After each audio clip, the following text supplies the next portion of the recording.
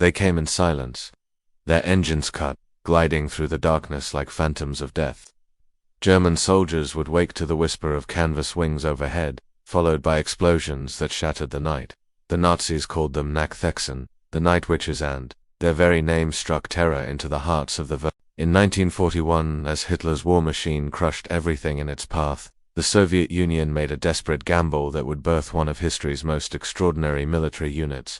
Marina Raskova, the Soviet Union's most famous aviatrix, convinced Stalin to do the unthinkable: create 3 all-female aviation regiments.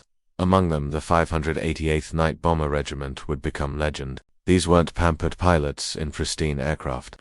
They flew ancient Polikarpov Po-2 biplanes, canvas-covered crop dusters that should have been museum pieces, not instruments of war.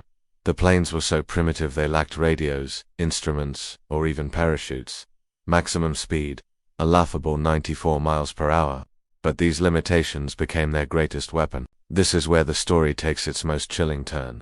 These women discovered that by cutting their engines and gliding over German positions, their biplanes became nearly invisible death dealers. The only sound was a soft whooshing like a witch's broomstick cutting through air.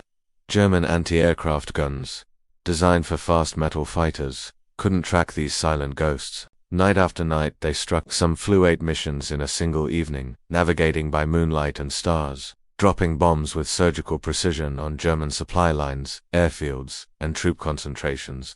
By war's end, they had flown over 24,000 combat missions, more than any other Soviet unit. The price was devastating.